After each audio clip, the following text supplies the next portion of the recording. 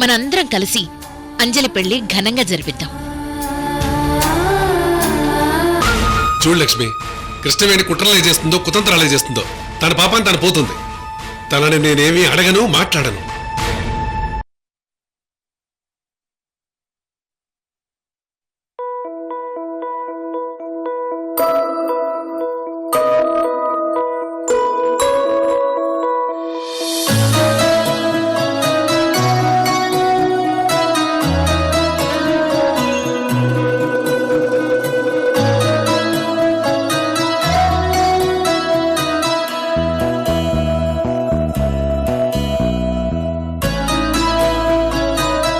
సృజన్, నీతో ఒక ముఖ్యమైన విషయం మాట్లాడాలి.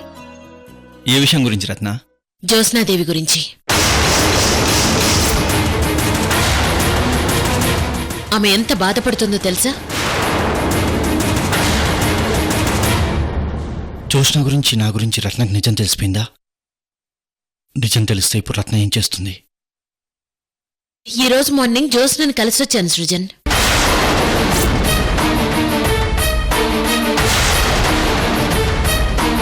జ్యోత్స్న తన మనసులో ఏదో విషయం గురించి బాధపడుతుందని నాకు అర్థమైంది.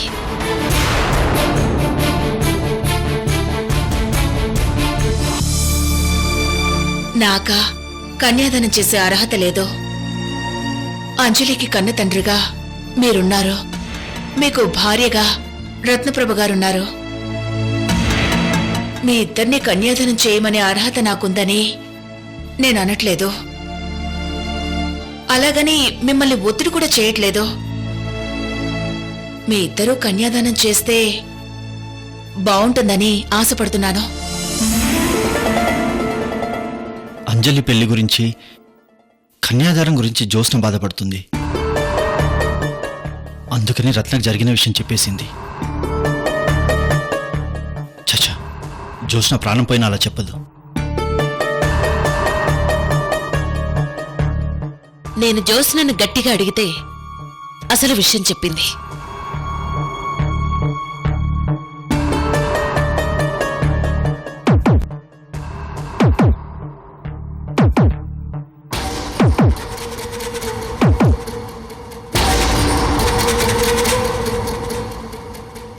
నేను జ్యోత్స్న గురించి ఇంతగా చెప్తుంటే ఎందుకు ఏంటి అని అడగవేంటి సృజన్?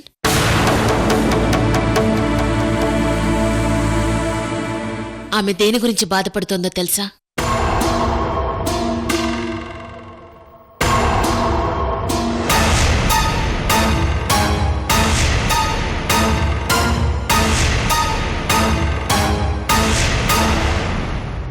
దేని గురించి?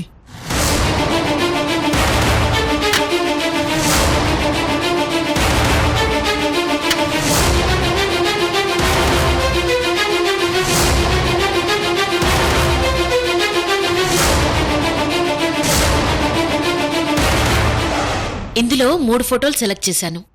ఒకసారి నువ్వు చూడు.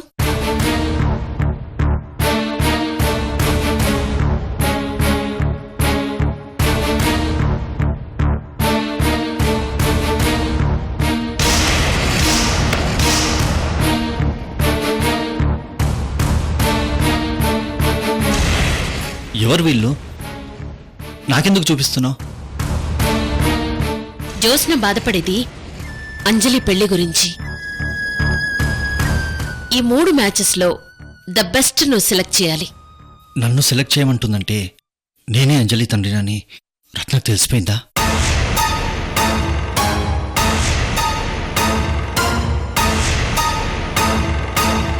ముగ్గురులో ఎవరు బాగున్నారో సెలెక్ట్ చేయమంటే ఏం మాట్లాడవేంటి సృజన్? అది అంజలికి మ్యాచ్ నేను సెలెక్ట్ చేయడం ఏంటి రత్న? ఏ ఎందుకు సెలెక్ట్ చేయకూడదు? ఎందుకంటే మనకు సంబంధం ఏంటి అంటున్నాను. జ్యోత్స్న నాకు మంచి స్నేహితురాలు. తనకి మనం తప్ప ఎవరూ లేరు.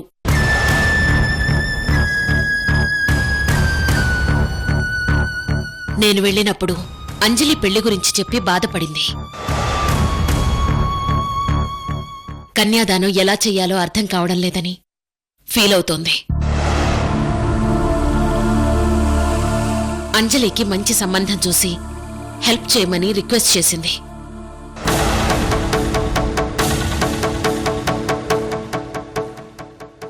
అంజలి పెళ్లి బాధ్యత మనదేనని మాటిచ్చాను సృజన్.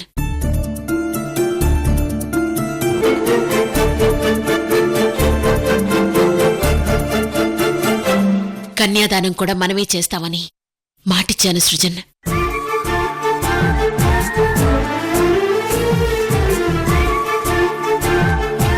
కన్యాదానం ఎవరికి మయూరి? మనింటి ఆడపిల్లని ఎంత గ్రాండ్గా అన్నీ కల్పించి అత్తవారింటికి పంపిస్తామో అదేవిధంగా అంజలిని కూడా అత్తవారింటికి పంపించే బాధ్యత మనదేనని మాటిచ్చాను సృజన్.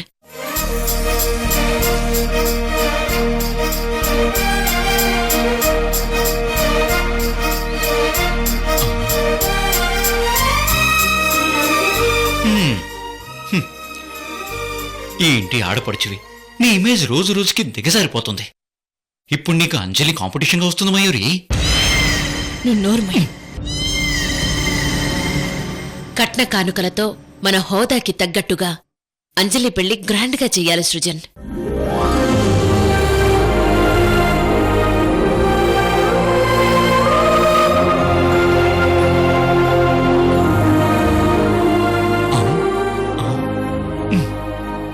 అంటే రత్నకు నిజం తెలియదు. బతికిపోయాను.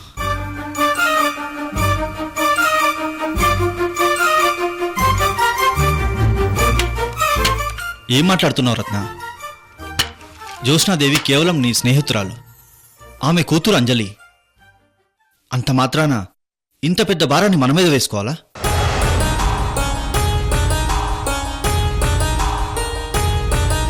స్నేహం తప్ప వేరే ఏ బంధం లేని వాళ్ళకి ఇలా చేస్తే నలుగురు ఏమనుకుంటారు?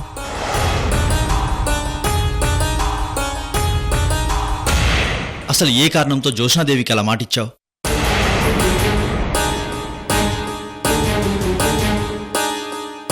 స్నేహానికి కూడా హద్దుంటుందని నీకు తెలియదా?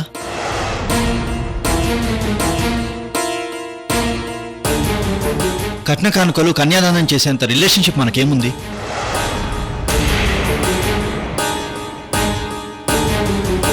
దాని గురించి అడిగిన వాళ్ళకి మనం ఏం సమాధానం చెప్తాం?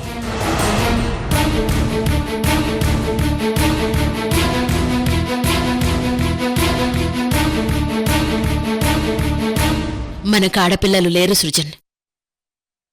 అంజలిని చూస్తుంటే మన సొంత బిడ్డలాగే ఫీల్ అవుతున్నాను.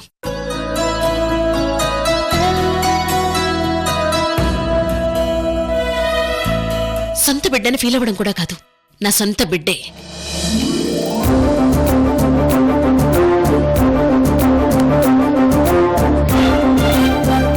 నా సొంత బిడ్డని నేను కన్యాదానం చేస్తే అడిగేవాళ్ళెవరు?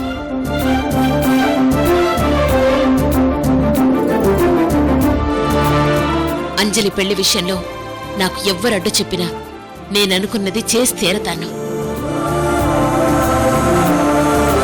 నువ్వు కూడా ఈ విషయంలో నన్ను ప్రశ్నలు వేయడం మానేసి నాకు సపోర్ట్ చేయి సృజన్. నువ్వు వాళ్ళకి మాటిచ్చి ఇంతగా ఫీల్ అవుతుంటే కాదని నేనెలా అనగలను రత్న? నీ ఇష్టం, అలాగే కానీ.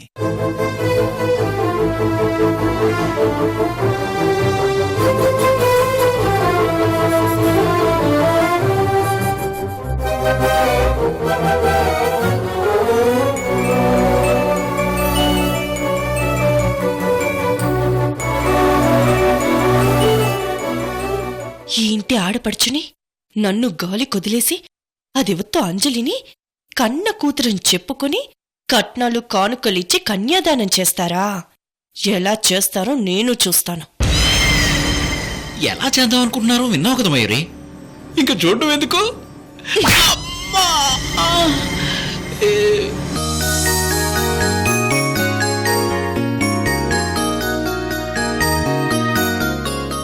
జ్యోత్స్న, అంజలికి కన్యాదానం నేనే చేయాలని కోరావు.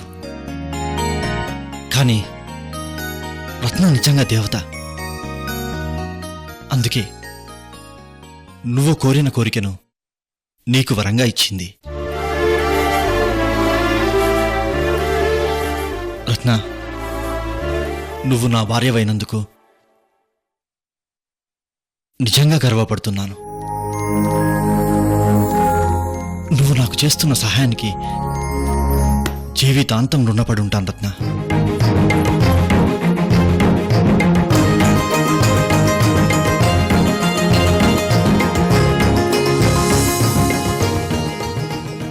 సృజన్, నీలాంటి మంచి భర్త దొరికినందుకు నేను పొంగిపోతున్నాను. అంజలి విషయం నేను పట్టించుకోకపోతే నా గురించి నువ్వు వాళ్ళకి న్యాయం చెయ్యవు.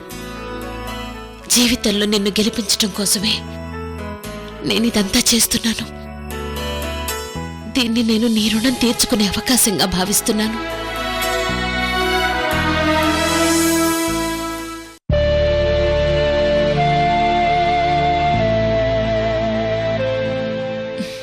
నువ్వెంత అదృష్టవంతురాలివో తెలుసా బేబీ? నీకు పెళ్లి ఎలా జరిపించాలి, మనకి అండగా ఎవరుంటారు అని నేను బాధపడుతుంటే రత్నప్రభగారే స్వయంగా ఇక్కడికొచ్చి మేమున్నా అంజలి పెళ్లి ఘనంగా మేము జరిపిస్తామన్నారో,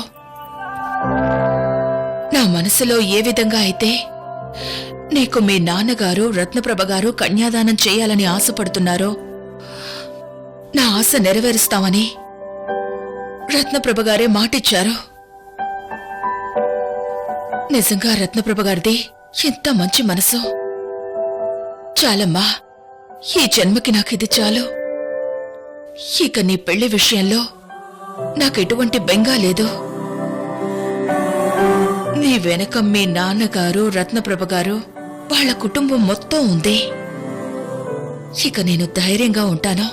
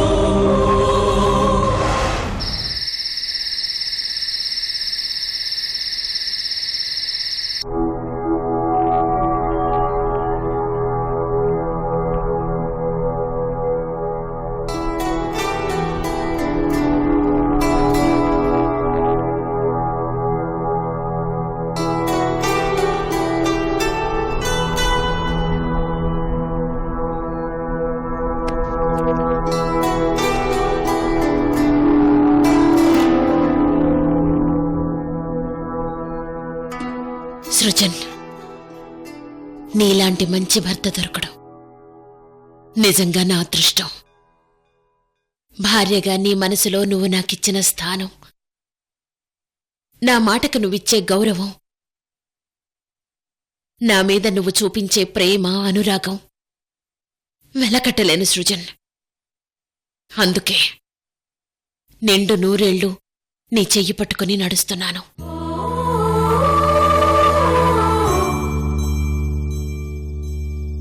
కానీ జ్యోత్స్నాదేవితో నీకున్న సంబంధం నాకు తెలియదని నువ్వనుకుంటున్నావు. నాకు తెలియకూడదని నువ్వు ఆవేదన పడుతున్నావు, తప్పిస్తున్నావు. ఏ సందర్భంలో, ఎటువంటి పరిస్థితుల్లో మీ ఇద్దరి కలయిక జరిగిందో నేను ఊహించలేననుకున్నావా? అది మీ మధ్య యాదృచ్ఛికంగా జరిగిన తప్పు అని నేను అర్థం చేసుకోగలను సృజన్. అది కావాలని చేసింది కాదు. ఇట్స్ అన్ యాక్సిడెంటల్ సిచ్యువేషన్ అని నాకు తెలుసు. ఆ సిచ్యువేషన్ వల్లే అంజలి పుట్టిందని కూడా తెలుసు. అంజలి పెళ్లి గురించి జ్యోత్స్నాదేవి పడే వేదనని ప్రత్యక్షంగా చూశాను. ఒక ఆడదాని కష్టం ఇంకొక ఆడదానికే తెలుస్తుంది.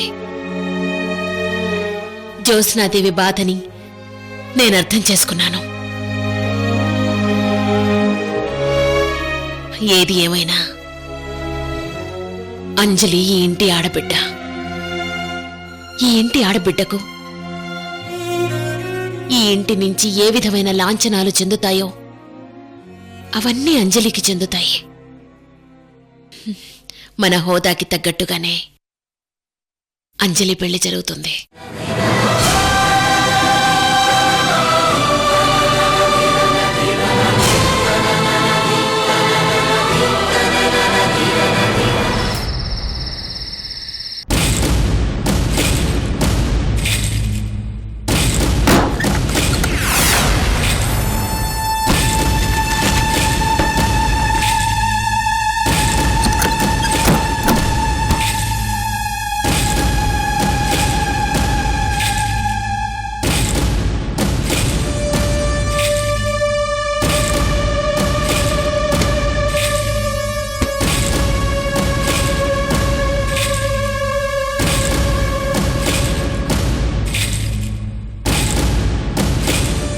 వంశీకి ట్రీట్మెంట్ స్టార్ట్ చేయబోతున్నాను.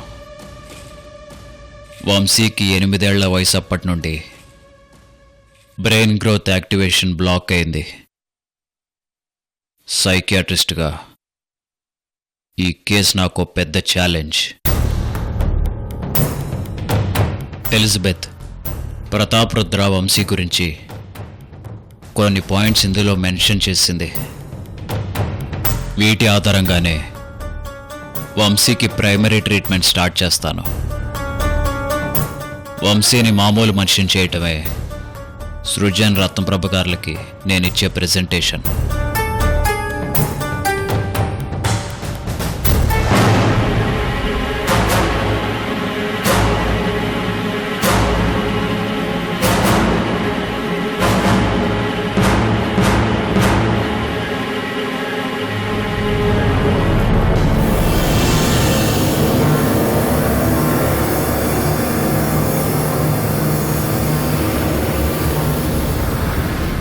Vamsi group of industries private limited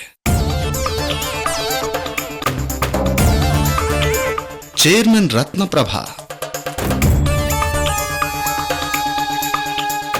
MD Krishnaveni, GM Rahul Dev.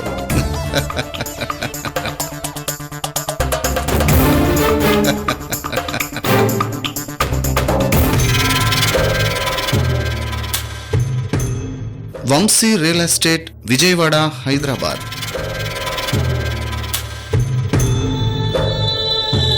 Vamsi shipping corporation Mumbai, Calcutta. Vamsi textiles Gujarat, Baroda.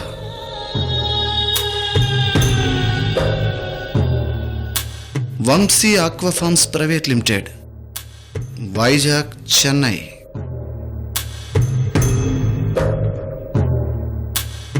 Vamsi electronics private limited New Delhi, Mysore.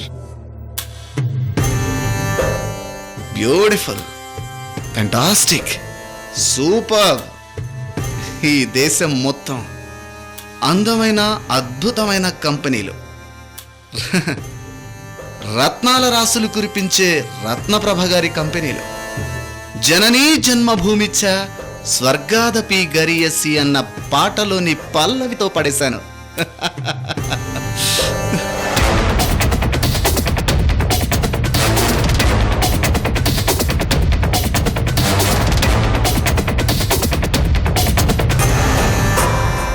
Ratnaprabha, నీ కంపెనీలో మల్లె తీగలా మొలిచా. దేశంలో నీకున్న అన్ని కంపెనీలకు మల్లె తీగలా మెల్లిమెల్లిగా పాకి నీ ఆస్తి మొత్తం ఆరగించేస్తా. నేను నీ ఆస్తిని ఆరగించేస్తూ ఉంటే నువ్వు మాత్రం మల్లెపూల గోబాలింపు మత్తులో ఉంటావు. ఒక్క విషయం కూడా నీకు తెలియనివ్వను, ఒట్టి చెప్తున్నాను.